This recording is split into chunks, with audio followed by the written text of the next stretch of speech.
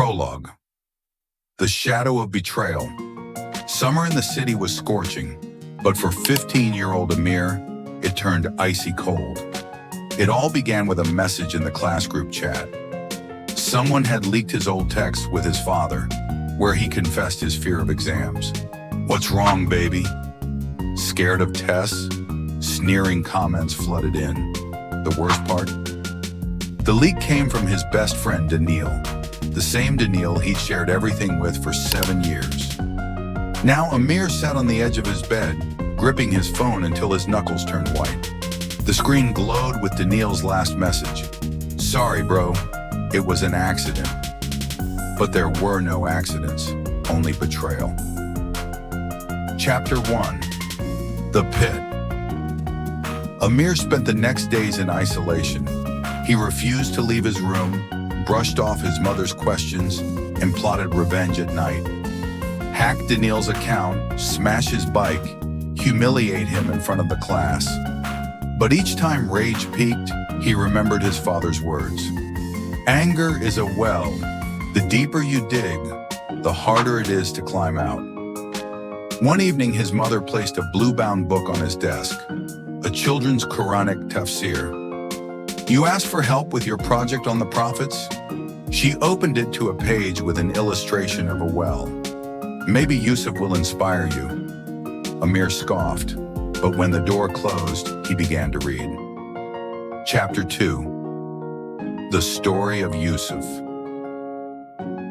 Out of envy, Yusuf's brothers threw him into a well. The words came alive in his mind. Amir imagined the darkness, the cold walls, the shouts from above.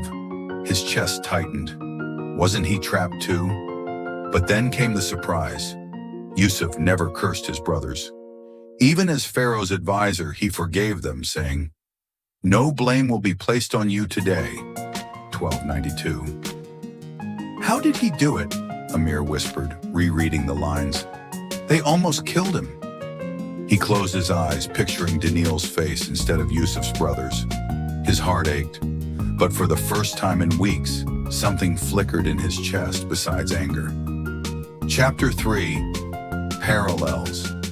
During Islamic studies, Amir raised his hand. "Teacher, what if Yusuf hadn't forgiven his brothers? Then his story would be about revenge, not the greatness of the soul." The teacher replied, "Allah tests us not through suffering, but through the choices we make afterward." On his way home, Amir lingered near the mosque. He stared at the clouds, thinking that Yusuf's well was physical, while his own was made of grudges. But weren't they the same? Both were darkness, betrayal, a choice between hatred and mercy. His phone buzzed. Another message from Daniil. "Can you at least reply?" Amir exhaled. He wasn't ready to forgive, but now he understood. Forgiveness doesn't excuse the wrong. It frees the one clinging to pain. Chapter 4. The Test. A week later, Amir met Daniil in the park. He stood with a bruised eye staring at the ground. "Max from 9th grade, he mumbled, called me a snitch." Amir clenched his jaw. Part of him rejoiced.